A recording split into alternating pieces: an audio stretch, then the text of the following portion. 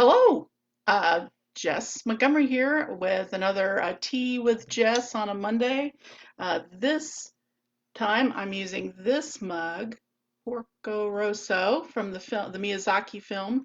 It's actually my favorite Miyazaki film, and my older daughter, got this for me for Christmas. So, if you can't read it, it says, Porco Rosso, change my looks, but not my heart. So. That's what I'm drinking from today. So thank you so much for joining me and for being part of ending up with 3,500 likes um, for the Jess Montgomery page. I think that's pretty exciting. And thank you to everybody who wrote in. I got so many questions that there's no way I'm going to get to them all today. Um, this would end up being a 30-minute video, and I want to make it more like a 10-minute video because it's just a coffee/tea break, right? So I'm going to answer a few questions, and then I will use a random number generator on my iPhone to pull for this lovely book, 50 Things That, see if I can get this. This whole experience makes me a lot more appreciative of many, many, many people, but camera techs. I can't even figure out how to do the laptop camera. Anyway, 50 Things That Aren't My Fault by Kathy Guys-White, who of course wrote the Kathy comic for many years, and she's actually from the same area that I'm from. So there we go. So I'll look forward to drawing for a lucky winner for that. But I'm going to do some of these questions. And then, like I said, in future weeks, we'll do more of the questions because I had 35 people write in questions, which I think was really great. Some of them overlapped. For example, and my apologies if I get your name wrong, um, Dana Duplantis and Jennifer Pittman Hendricks uh, asked me, how are you surviving this quarantine and what's getting you through this quarantine? And I really thought about my answer to those questions over the weekend a lot because uh, for one thing, at first, like I think many people, I felt shocked that all this was developing. And then I felt like I didn't have a right to really be upset because I'm very lucky. I've worked from home for 20 years, so I'm used to working from home. Um, so far, knock wood, my husband and myself and our daughters are healthy, and hopefully that'll stay the case.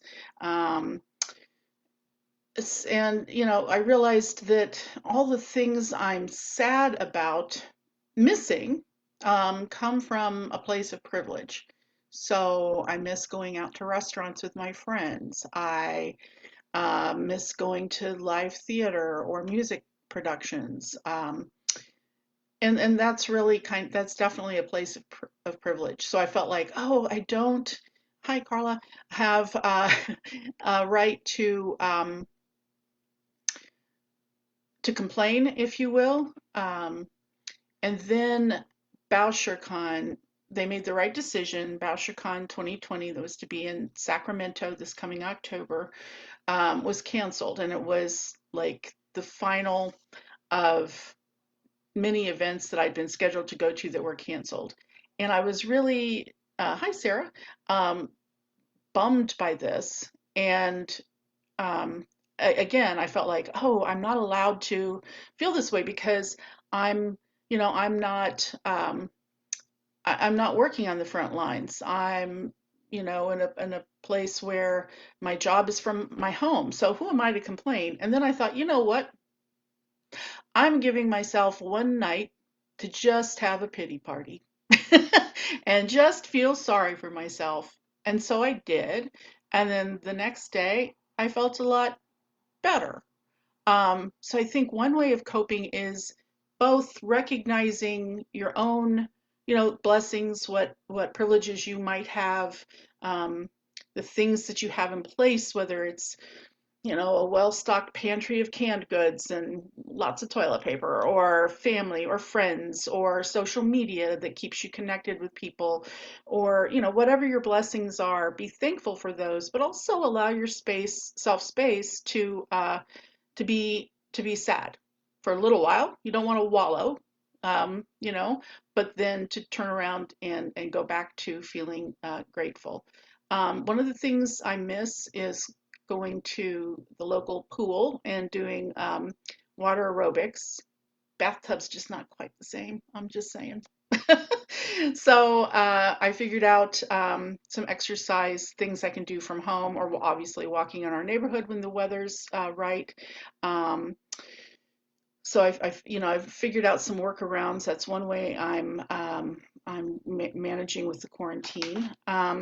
Also, I have given myself, I've seen so many things that say, oh, you should be very productive, or oh, no, you should give yourself time to rest and what have you. And I say, you know what, whichever way works for you, or if it's a mix of both, that's what you should do. So I'm writing a lot on projects that aren't the kinship series, as I'm waiting for feedback on my third book in that series, and having fun just playing with it, playing with writing and seeing where my imagination takes me. And nothing may come of it in terms of a story or a book, but I'm having fun.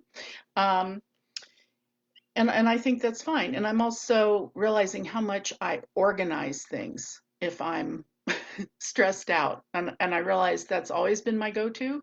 So now I have a very organized sock drawer, and I have alphabetized my spices. I think I mentioned this last week. And since then, I've organized a storage shelf in our basement that has, cleaning supplies and whatnot. So I just enjoy organizing things if I'm feeling stressed. Um, and I think it's important to stay informed about what's happening in the world, but not to obsess too, at least not to obsess, how can I put this, around the clock. So one thing I've done is I've subscribed to email newsletters, both our local newspaper, CNN, Washington Post, New York Times.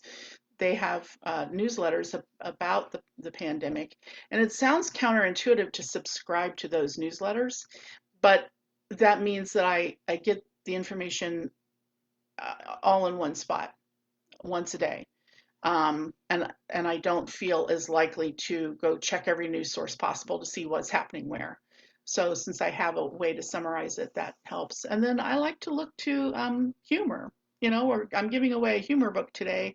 I posted a funny video on my Jess Montgomery Friends group that a friend had passed along to me, that I really enjoyed and made me laugh out loud. So I shared that. I think it's fine to find humor in these times. Right before this, I watched John Krasinski's, what's he calling it?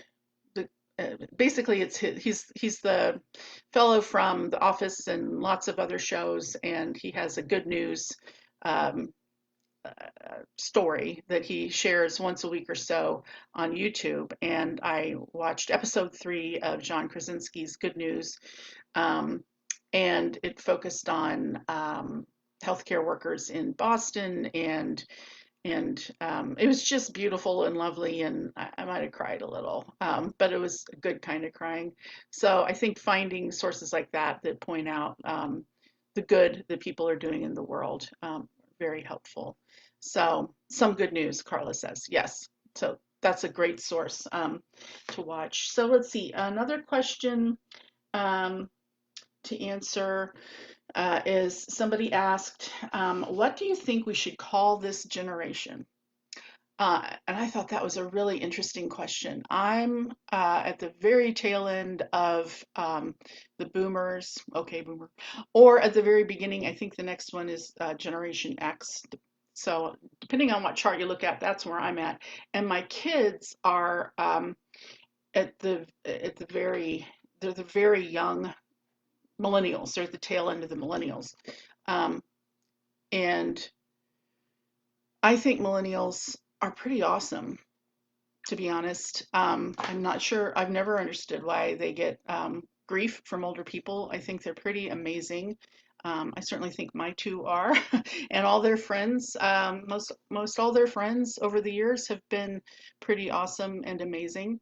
Um, but I would call the younger millennials and then the kids younger than that. I'd probably, if I were to name them, I'd call them the resilience generation. Because if you think about it, they came of age or were born around the time of, or, in my kids' case, they were in late elementary school when 9/11 happened. So they've experienced 9/11, they've experienced the Great Recession and the effect that that had on our lives. And I lost an entire business to the Great Recession. So they definitely saw the impact of that. And they saw the impact of that in their friends' lives.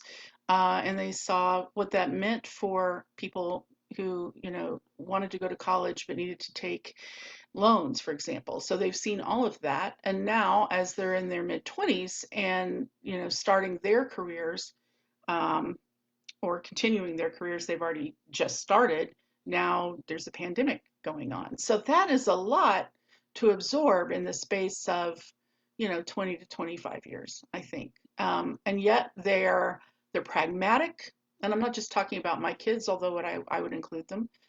They're pragmatic, and they're strong, but they're kind and they truly want to serve other people. I have a friend whose daughter's working in the medical field.